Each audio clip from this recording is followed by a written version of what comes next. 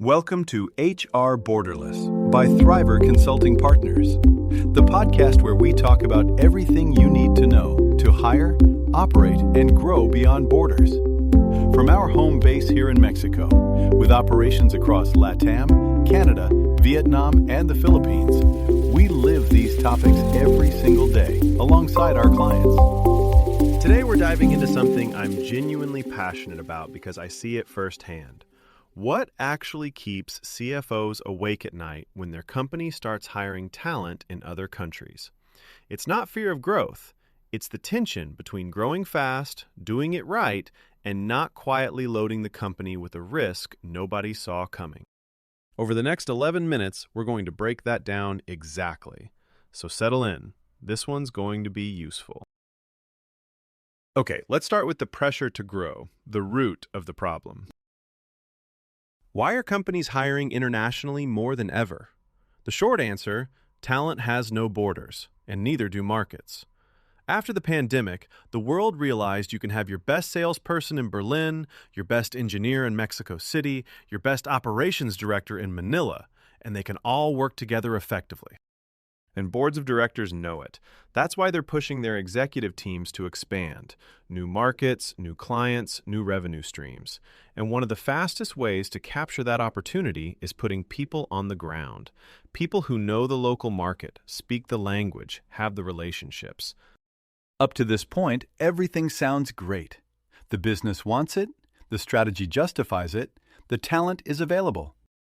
But then, the CFO walks into the room and starts asking the questions nobody wants to hear. How do we actually employ this person legally? Do we have a legal entity in that country? What are the tax implications? What does local labor law say about benefits, vacation time, termination? And suddenly, what looked like a business conversation turns into a maze of legal, tax, and HR compliance. That's exactly what we see at Thriver Consulting Partners every single day. Companies don't just come to us asking, can we hire this person? They come with the more important question. How do we do this the right way without putting the company at risk? And those are very different questions. One has an easy answer. The other requires a strategy. Moving on, let's talk about the iceberg. Because what most companies see when they think about international hiring is just the tip. The contract, the payroll, the salary. Simple. We can handle that. But what's underneath the water is what can sink the ship. The first risk is permanent establishment. This is one of the most underestimated. If you have employees performing certain activities in a country, sales, contracts, operations, the tax authority in that country may determine that your company has a taxable presence there. And that means corporate taxes you never planned for in a country where you never formally opened an office. The second risk is worker classification. Is this person an employee or an independent contractor? It sounds simple, but in countries like Mexico, Brazil, Canada, Vietnam, or the Philippines, all markets where we operate, labor authorities have very strict criteria. Misclassifying someone can cost you fines, retroactive benefits, and labor lawsuits. The third risk is mandatory social contributions and benefits. In many countries across LATAM and Asia, labor benefits aren't a nice extra you offer to attract talent. They're a legal obligation, and they vary dramatically from country to country. The fourth risk is termination law. There are countries where letting someone go, even with just cause, can cost you the equivalent of months or years of salary in severance. If that's not built into your financial model, that risk becomes a massive hole in your budget. All of this varies country by country. What works perfectly in Canada can be completely unworkable in Mexico or the Philippines.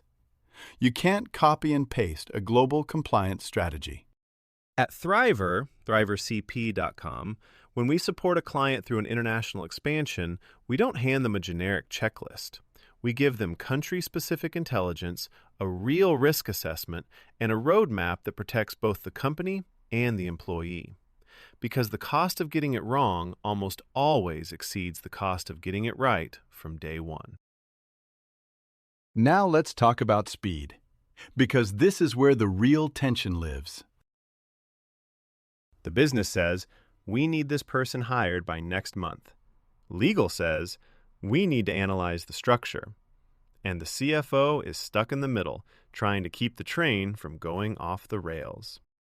The most common and most dangerous temptation is to cut corners. Bring them on as a freelancer, pay them by invoice, classify them as an independent contractor to avoid the complexity, and just move on. That is exactly what you should not do.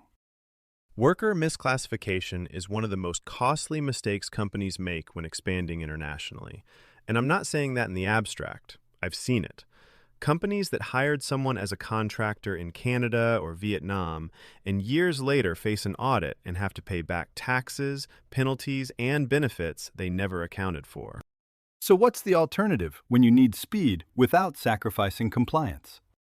One of the most powerful solutions available today is the Employer of Record model, or EOR.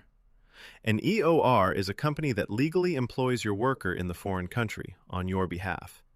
You manage the day-to-day work. The EOR handles all local payroll, benefits, taxes, and legal compliance. At Thriver, we are a trusted EOR with a strong foundation in Mexico and operations across LATAM, Canada, Vietnam, and the Philippines. And this allows our clients to hire in weeks, not months, without opening their own legal entity, without the upfront costs of setting up a subsidiary, and with the confidence that everything is being handled correctly. Now, the EOR isn't the right solution for every situation.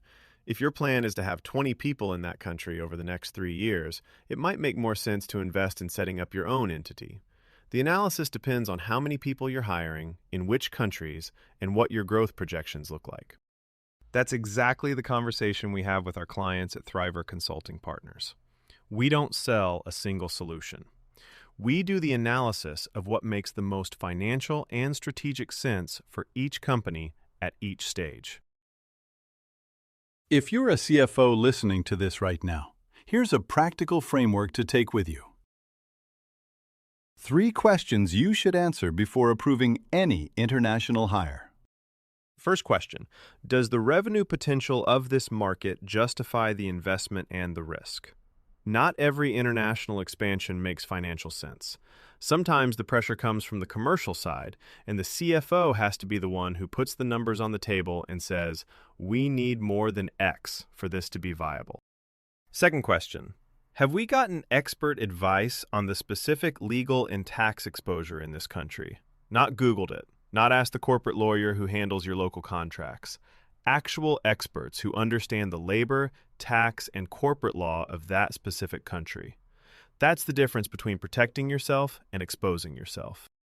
Third question, is the speed at which we want to hire compatible with our compliance readiness? If the structure isn't in place, if you haven't made the decision between EOR and your own entity, if you haven't analyzed the risks, then the right answer isn't to accelerate. It's to pause, prepare properly, and then execute with confidence. This framework pulls the conversation out of the typical standoff between legal and business and turns it into a strategic conversation where everyone is looking at the same variables. And the CFO is the ideal person to lead that conversation. Because they sit at the intersection of finance, strategy, operations, and legal, nobody else in the executive team has that complete view. The CFOs who sleep well at night when their company hires internationally aren't the ones who avoided the complexity. They're the ones who understood it, planned for it, and built the right team around them to navigate it. Let's wrap it up. Today we talked about the pressure to grow internationally and why the speed of the business collides with the reality of compliance. We looked at the compliance iceberg: permanent establishment, worker misclassification, mandatory benefits, and termination laws. We talked about the speed trap and how the employer of record model can be the solution that combines speed with security. And we gave you a 3-question framework for making international hiring decisions with a clear head. If any of this resonates with you, if you're in the middle of an international expansion and you feel like you need support to do it right, visit thrivercp.com. At Thriver Consulting Partners, we are a trusted EOR rooted in Mexico with operations across LATAM, Canada, Vietnam, and the Philippines. We support finance and HR leaders in building global hiring strategies that are legally sound, financially efficient, and aligned with the real pace of business growth. We're not consultants who hand you a report and disappear. We're the team that's with you when the decisions are hard. Thank you for listening to HR Borderless by Thriver Consulting Partners. If this episode was useful, share it with a colleague who's navigating these same challenges right now.